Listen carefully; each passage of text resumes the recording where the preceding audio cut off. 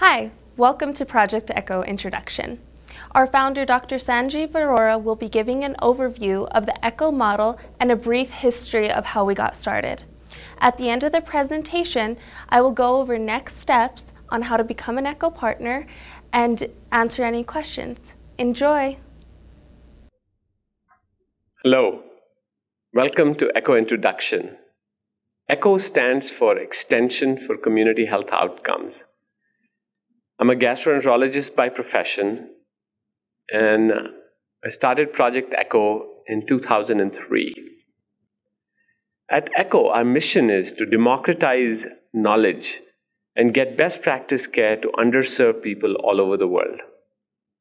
We have a goal to touch the lives of 1 billion people by December 31st of 2025. The key strategy we have to reach our goal of 1 billion people is to move knowledge instead of moving people. Around 2003, 2004, I was treating hepatitis C in my clinic at the University of New Mexico. This is a disease that affects 70 million people worldwide.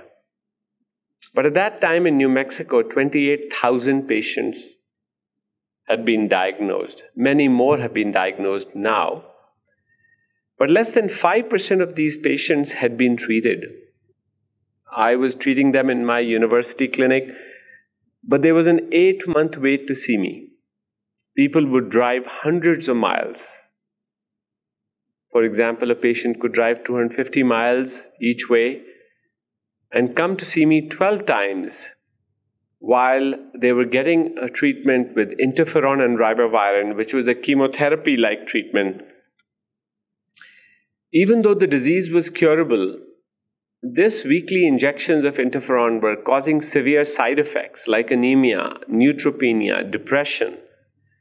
The result was not a single primary care doctor in New Mexico was willing to treat hepatitis C. And there was very poor access to hepatitis C treatment in rural New Mexico and the small towns of New Mexico. New Mexico is an underserved area for medical services. 32 of our 33 counties are medically underserved, and 14 of the 33 counties are health professional shortage areas.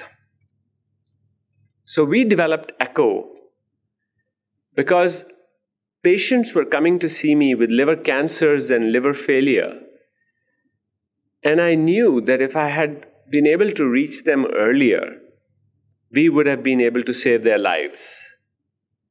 And this was a problem in epidemic proportions.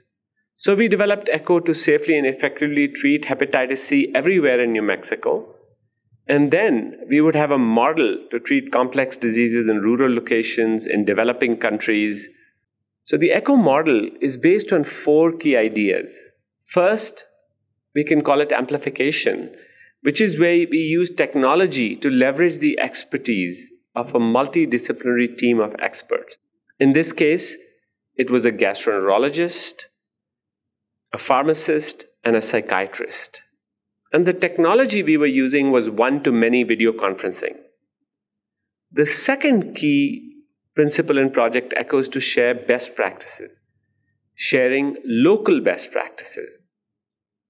So, for example, I had a protocol to treat hepatitis C in New Mexico. And I was using it. It was effective. What we did is we set up 21 centers of excellence for treating hepatitis C all over New Mexico. To be called a center of excellence, 16 of which were in community health centers and 5 in prisons, you had to have a family doctor, an internal medicine doctor, a nurse practitioner, or a physician assistant to lead this center. So you had to have one of these 4, otherwise you couldn't make a center of excellence. And we gave them our protocol to treat hepatitis C. But not a single one of them was willing to treat hepatitis C based on reading the guideline and learning about the guideline. And the primary reason was this treatment was very risky and they didn't feel qualified. So I asked myself, how did I become an expert in treating hepatitis C? I was not born that way. When I did my fellowship in Boston, Massachusetts, what I found was that from the first day I started my fellowship, they would put me in a patient room. I would see a patient, present to my professor, see another one, present to my professor.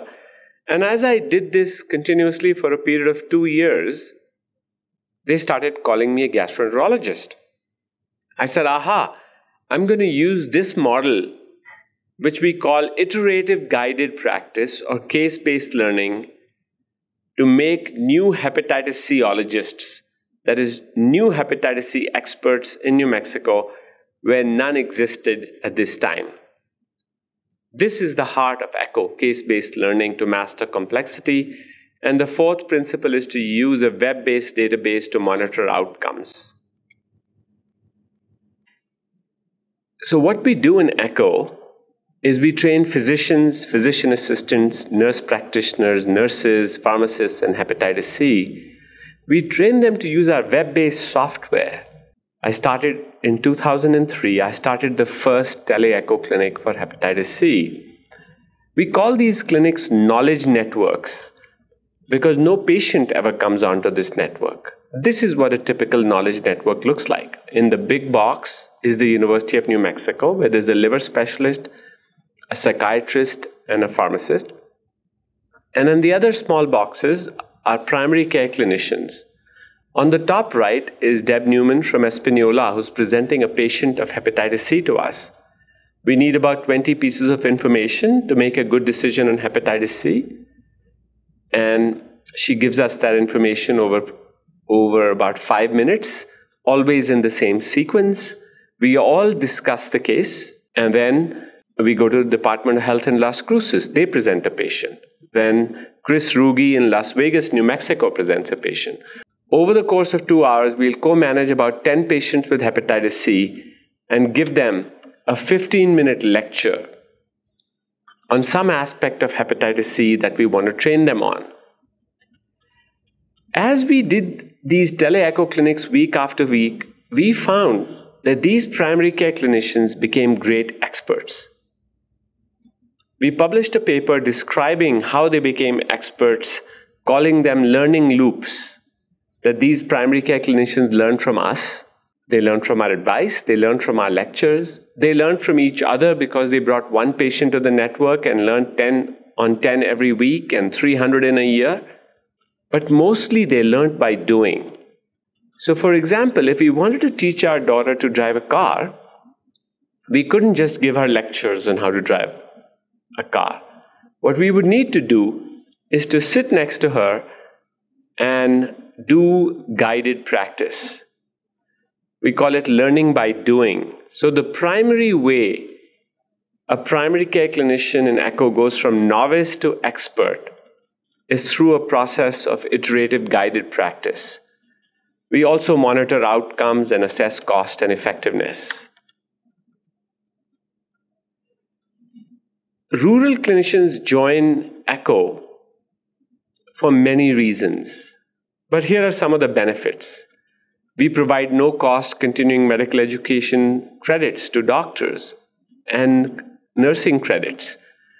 We want to improve professional interaction, reduce isolation by bringing a mix of work and learning into a rural clinician's life. And we want to give them access to multiple experts at the same time. As you talk about ECHO to your colleagues, a frequent question you'll be asked is, what's the difference between ECHO and general telemedicine? So on the bottom of this slide is telemedicine. In telemedicine, a specialist at one end can help a patient who is sitting hundreds or even thousands of miles away by seeing them over a video connection. This is a very useful technique because a patient may not have to travel several hundred miles to see an expert. What telemedicine does not do is expand capacity, because when a specialist in the city sees one patient in the rural area, she sees one less patient in the city. And so the total number of patients seen in the system remains the same. The purpose of ECHO is, of course, to help patients, but the primary purpose of ECHO is to build the capacity of clinicians in rural areas to deliver best practice care. So what we do in ECHO is teams of experts in academic hubs train teams in rural areas and underserved areas who then help first hundreds and then thousands of patients. The technology that a rural clinician needs is a webcam and internet access. What ECHO provides to you, if you choose to become a partner of ours and replicate ECHO in your country, in your university, in your state, is we will give you access to video conferencing software called Zoom, which you can use all over the world as a tool to enable your ECHO clinics. The Zoom platform also has a recording system, so your clinics can be recorded and then be seen later on in a YouTube-like archive. Another important contribution the ECHO Institute can make is give you access to the Project ECHO Resource Library. We call this PEARL. All our 278 launched hub partners all over the world have been sharing their information in this resource library. This information then is shared all across the ECHO movement so that you can benefit from curricula, evaluation tool, case presentation templates that other members of the ECHO network have developed, so that we don't always have to reinvent the wheel every time we want to do ECHO. We also provide a software solution called iECHO, which helps us manage tele-ECHO clinics efficiently and track participation, continuing medical education credits, etc. We've done 700 such hepatitis C tele-ECHO clinics, provided 79,000 hours of continuing medical education credit at no cost to our rural clinicians in New Mexico. As we were launching and running the hepatitis C program, the first series of studies we did was to assess self-efficacy. In this survey, the scale is 1, I have no skill, and 7, I'm an expert who can teach others. The first question was, what's your ability to identify candidates for treatment of hepatitis C? It goes from 2.8 to 5.6 in 12 months. Question 3, what is your ability to treat hepatitis C and manage side effects? 2 to 5.2. Question 5, can you now become a local consultant for your area? For hepatitis C, 2.4 to 5.6. This is a particularly important question because first these clinicians treat their own patients with hepatitis C. Then they accept referrals, and everybody in the town who needs treatment for hepatitis C goes to them. What we found was they had truly become experts. The score on this question goes from 2.4 to 5.6, and uniformly everybody in the community starts going to them for treatment. This was so effective that the wait in my clinic, which started off at 8 months in 2003, by about 2005, 18 months after we had started this project, the wait was down to 2 weeks, and anybody in New Mexico could get treatment for hepatitis C close to home. Overall competence went from 2.8 to 5.5. We also wanted to understand what was the impact on clinicians. So we asked them, is enhanced knowledge beneficial to you? Is achieving competence beneficial? And here you see 97, 94, and 98% felt that enhanced knowledge and achieving competence was beneficial to them. Has it diminished your professional isolation? 4.3 out of 5. Enhanced my professional satisfaction? 4.8. Is a benefit to my clinic? 4.9 out of 5. Expands access to HCV treatment? 4.9. The next question was particularly perplexing because we asked them, is access to specialists in general a major area of need for your clinic? And in the United States, we have more specialists than any other country in the world. We have twice as many as Western Europe, 50 times that of Africa, and yet our doctors here tell us that they cannot access specialists easily if they live in rural areas. So we believe that 6 billion people in the world don't have access to the right knowledge at the right place at the right time. And if you don't have access to the right knowledge, it is impossible to get the right care at the right place at the right time. Tens of millions of people die every year because of this lack of this knowledge, and that's the problem we are trying to fix with ECHO. The next series of studies we did was to actually assess outcomes of treatment of these primary care clinicians. This study was published in the New England Journal of Medicine in 2011, called Outcomes of Treatment of Hepatitis C by Primary Care Providers. The objectives were to train primary care clinicians in rural areas and prisons, and to show that such care is as safe and effective as university specialists, and that we can improve access to care for minorities. So we took 21 of these intervention clinics, 6 community clinics, 5 prisons, and the control was the UNM liver clinic. The principal endpoint was a sustained viral response, a cure of the virus, a lifelong cure. We know that if we cure the hepatitis C virus, even if a patient has cirrhosis, there's a 93% reduction in likelihood of dying from liver disease and a 70% less likelihood of getting liver cancer. These are the results of our study. The cure rate for genotype 1 was 50% in ECHO, 46% in the university. For genotype 2, 3, 70, 71. So we concluded that rural primary care clinicians deliver hepatitis C care under the aegis of ECHO that is as safe and effective as a university clinic, and that we can improve access to care for minorities.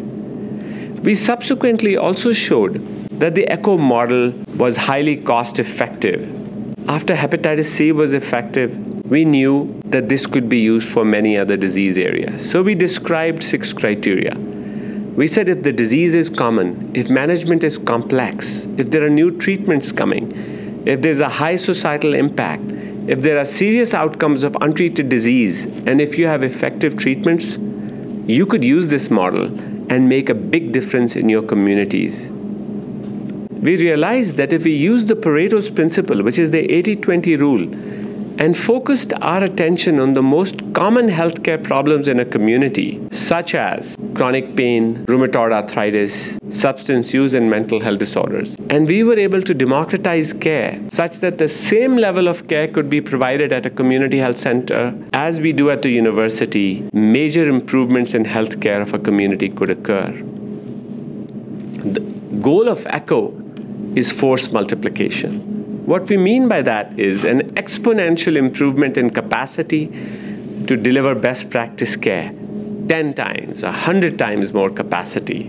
That's what we need if we want to help all 6 billion people in the world. If we can have a nurse practitioner provide the same level of care as a university specialist, then force multiplication has occurred.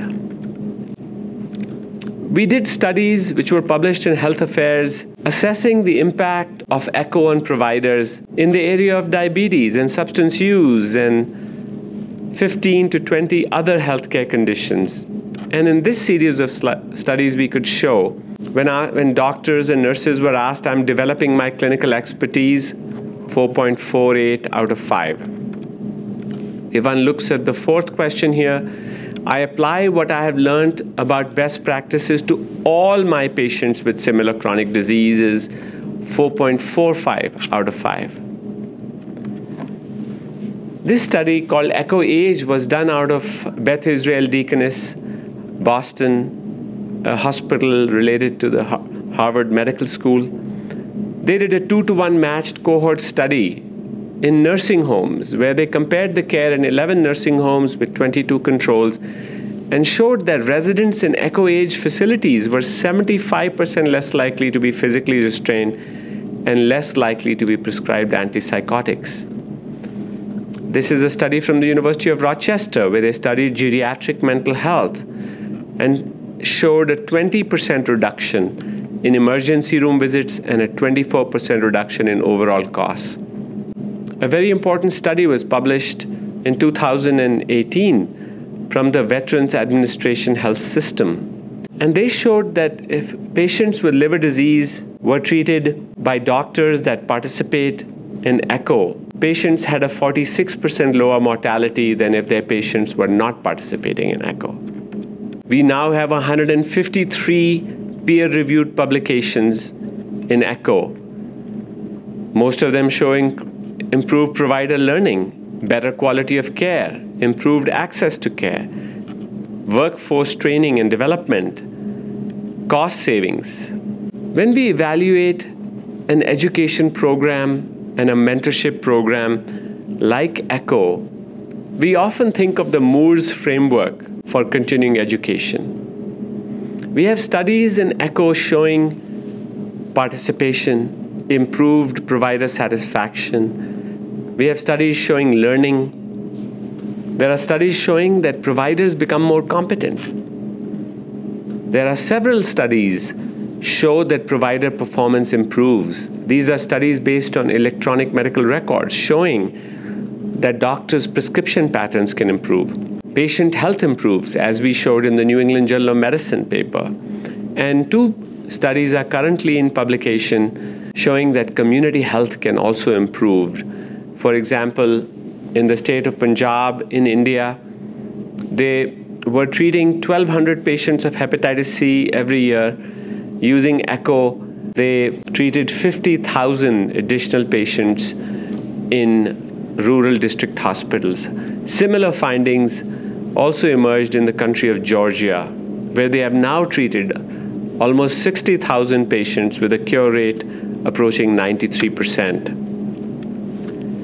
This is what a full-blown ECHO looks like. This is New Mexico, where we have 400 points of contact for more than 30 ECHO projects. This is our work in the area of opioid addiction, where sites have been set up all over New Mexico with experts who can treat patients with opioid addiction. This paper got the award for the best paper of the year in 2016 in the Substance Abuse Journal. And what we were able to show here was to tackle a problem that is very prevalent all over the United States. We only had 33 doctors in New Mexico who were certified to prescribe buprenorphine, also called Suboxone. This meant that patients in rural areas had no access to treatment for opioid addiction. Our substance abuse team trained 500 clinicians to get the federal certification to prescribe Suboxone. And this, as shown in this slide, substantially exceeded the national norms.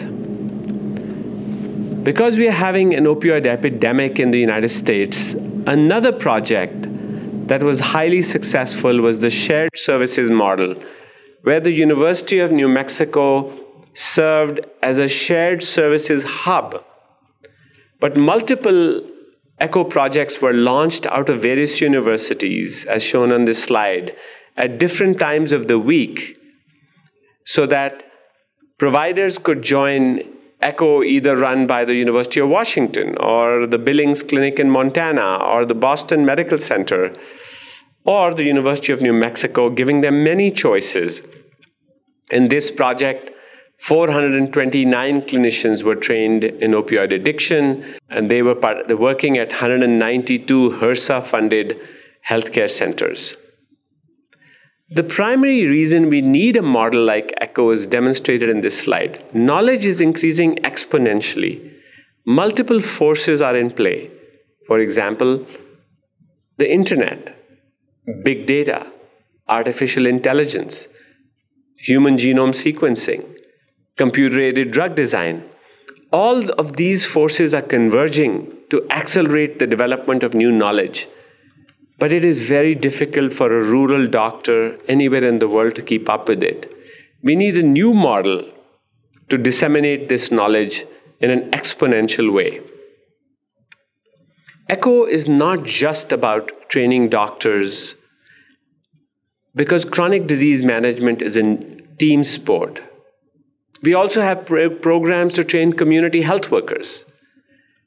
This is a study out of Boston showing that when you add a community health worker to a disease management team, outcomes in blood pressure, cholesterol, and smoking cessation are much better.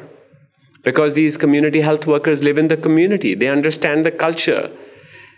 They know the economic limitations. They also know the family. They spend more time with the patient. This creates more patient engagement, better patient adherence to recommendations, and results in better outcomes. We have 5 such training programs in New Mexico. Our CREW program, we have trained 150 community health worker diabetes experts. We have trained 130 community addiction recovery specialists and trained more than 500 community health workers in the prison. A typical community health worker training program involves 3 days of on-site training. Then these community health workers get their webcams. They join these tele-echo clinics and get training in diet, exercise, smoking cessation, motivational interviewing, finger sticks, foot exams, and ongoing support via knowledge networks. This is a picture of our prison program, where we have trained 500 prisoners, and this is a picture of their graduation ceremony. The potential benefits of the ECHO model are improved quality safety, rapid learning, reducing variation in care, improving access for rural and underserved patients, workforce training, improving professional satisfaction, retention, supporting medical homes, cost-effective care by preventing patients in rural areas having to travel hundreds of miles to get care, preventing cost of untreated disease like dialysis in diabetics or liver transplants in patients with hepatitis C, and integrating public health with the therapeutic arms of our health system. The frame shift we need to make as experts is we need to democratize our knowledge for the good of humanity. Currently, many models of healthcare all over the world monopolize the knowledge of experts and specialists like me.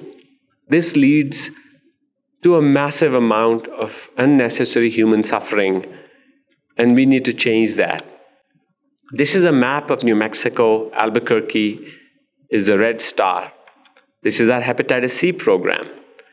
These are the 400 points of contact in New Mexico for more than 30 programs. This is the Veterans Administration ECHO project, where we have 9 academic hubs. These are university VAs connected to 600 clinics all over the United States for 39 different disease-based programs.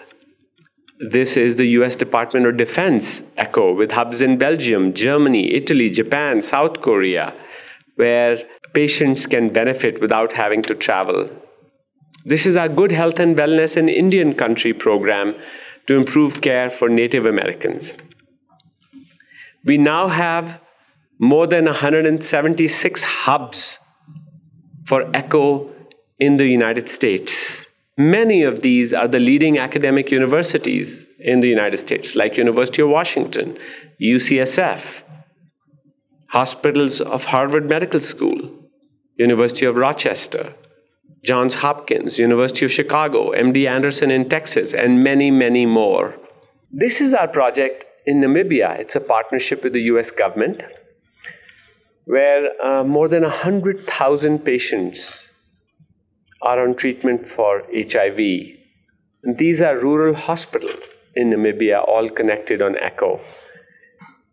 This is Windhoek, the capital city where the expert team sits.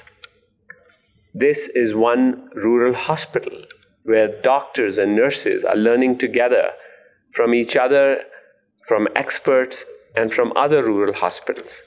This is our program in Vietnam for multi-drug resistant TB.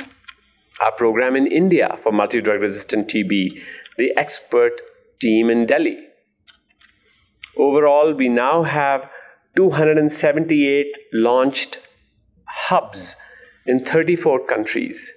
Countries like Australia, Vietnam, Myanmar, India, Tajikistan, Kyrgyzstan, Kazakhstan, Georgia, Egypt, Ivory Coast, Nigeria, Kenya, Ethiopia, Tanzania, Zambia, Namibia, South Africa, and many countries in Latin America and in Europe.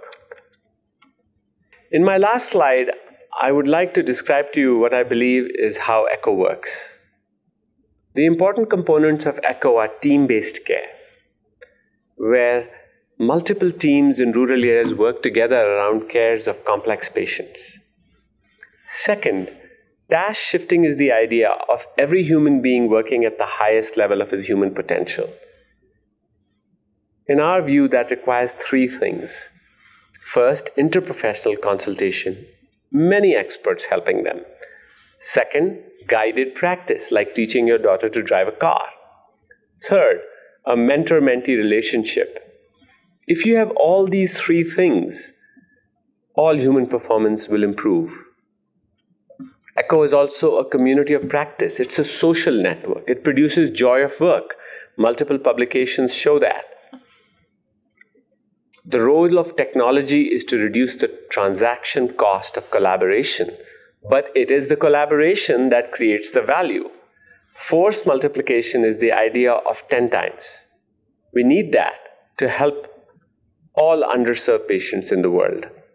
Demonopolizing knowledge we've already talked about before. A core principle of ECHO is all teach, all learn. And what we mean by that is, ECHO is not a unidirectional flow of knowledge from experts to learners. In fact, experts learn from primary care clinicians, from nurses, because people in the field understand the social, cultural, economic circumstances in which patients live.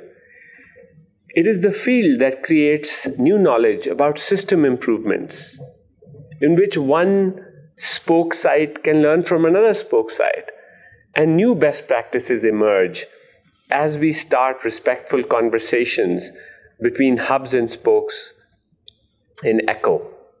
ECHO is a movement to help 1 billion people by December 31st, 2025. I invite you all to join us. Thank you for this opportunity to speak to you.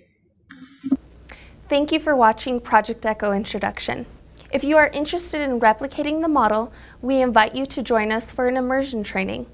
We host these immersion trainings every month here at the ECHO Institute. You can find the training dates and more information on our website. In order to attend our immersion training, we do require organizations to sign our partnership agreements prior to attending.